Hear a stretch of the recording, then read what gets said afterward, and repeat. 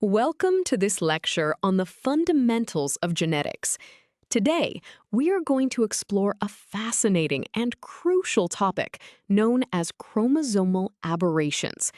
We will learn how changes in our genetic blueprint, whether in the structure of individual chromosomes or in their total number, can profoundly impact an organism, leading to genetic disorders or even driving evolution. Let us dive in.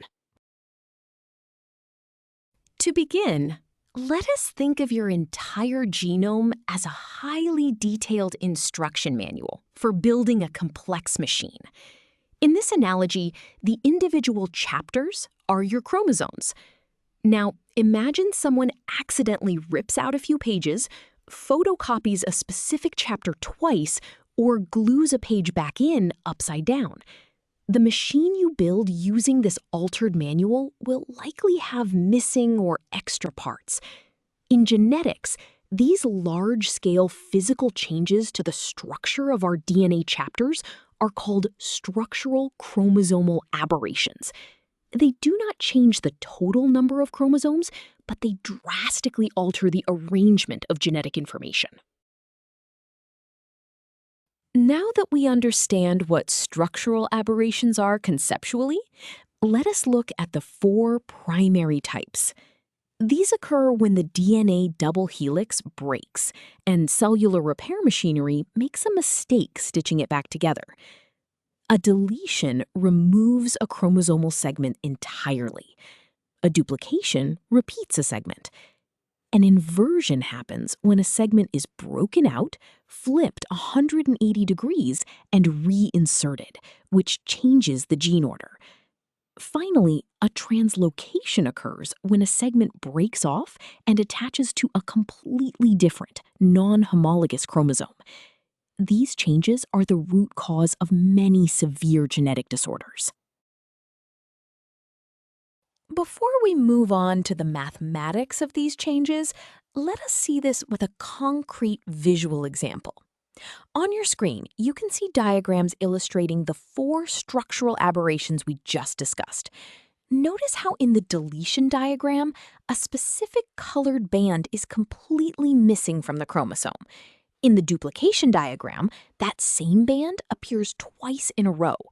The inversion shows the bands in reverse order, and the translocation shows a piece of one chromosome attached to a completely different one. This visualizes exactly how the genetic sequence is physically disrupted. This physical disruption we just saw leads us to an important mathematical concept called gene dosage. When structural mutations, like deletions or duplications occur, the number of copies of a specific gene changes. We can calculate this using a simple formula. D sub m represents the mutant gene dosage, which is the final number of copies. D sub n is the normal gene dosage, typically 2 in a standard diploid organism.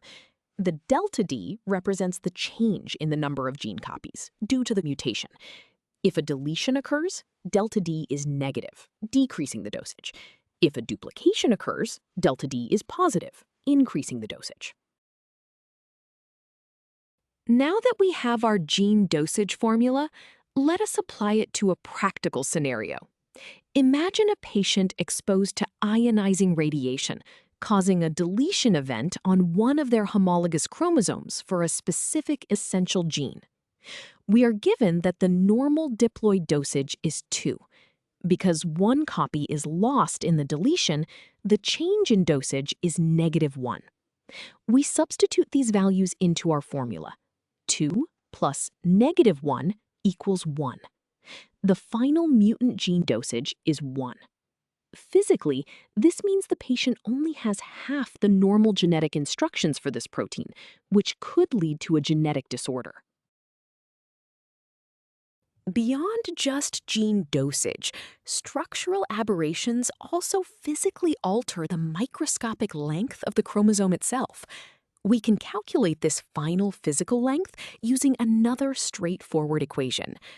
L sub f represents the final length of the mutated chromosome. L sub I is the initial normal length. L sub D is the length of any segment that was deleted, and L sub U is the length of any segment that was duplicated.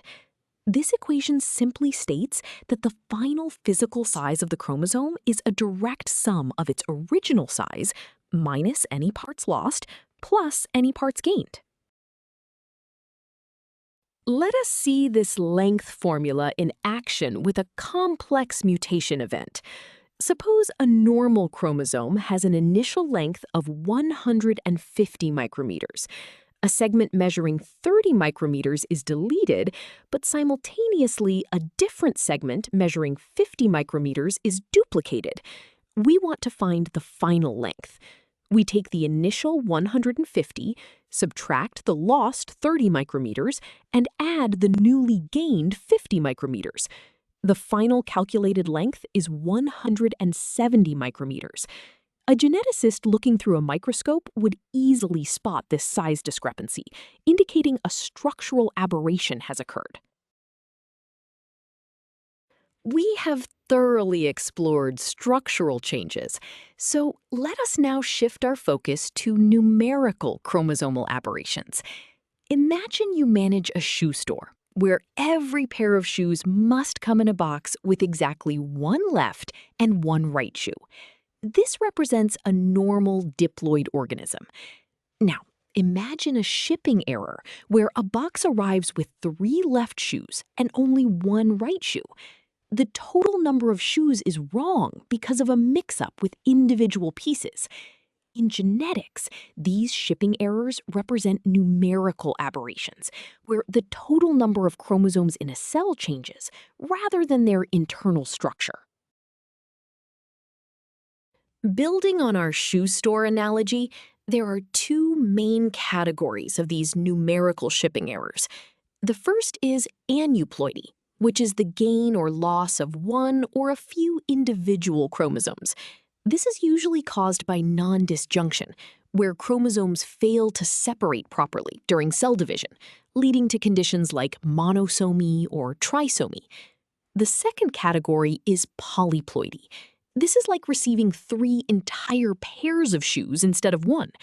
It involves the addition of 1 or more entire haploid sets of chromosomes. While aneuploidy often causes severe disorders in humans, polyploidy is incredibly common and advantageous in agriculture. To truly understand how aneuploidy happens, let us look at the process of non-disjunction visually. On screen, you see a parent cell undergoing meiosis to form gametes. Notice the critical moment, labeled non-disjunction, where the red and blue chromosome pairs fail to separate evenly. Instead of each new cell getting an equal share, one cell pulls both chromosomes, while the other gets none. This results in gametes that have either an extra chromosome, denoted as N+1, or are missing a chromosome, denoted as N-1. When these abnormal gametes fertilize, they create an aneuploid organism.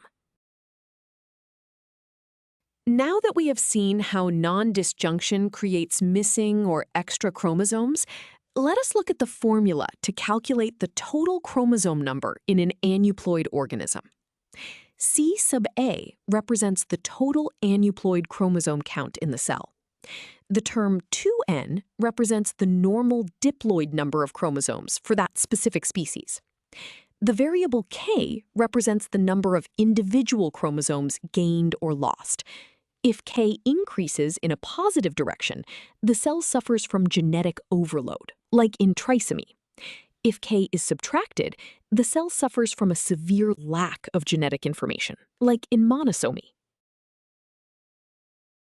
Let us apply this aneuploidy formula to a real human genetic condition known as Turner syndrome. This condition affects females and is characterized by the complete absence of one of the X chromosomes, making it a classic example of monosomy.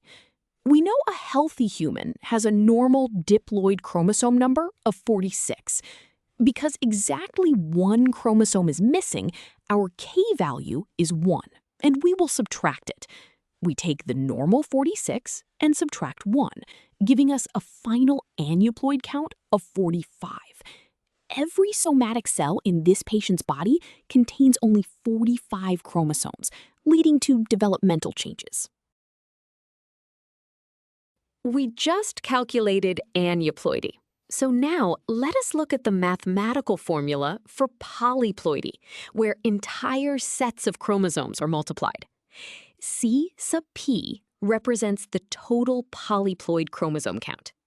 The variable p represents the ploidy level, which is the total number of complete chromosome sets the organism possesses, such as 3 for triploid or 4 for tetraploid. The variable x represents the basic monoploid chromosome number, which is the number of chromosomes in a single fundamental set. As the ploidy level p increases, the total genetic material increases massively, often resulting in larger cell sizes. Let us see how this polyploidy formula explains the massive size of modern agricultural crops. Modern bread wheat is an allohexaploid organism.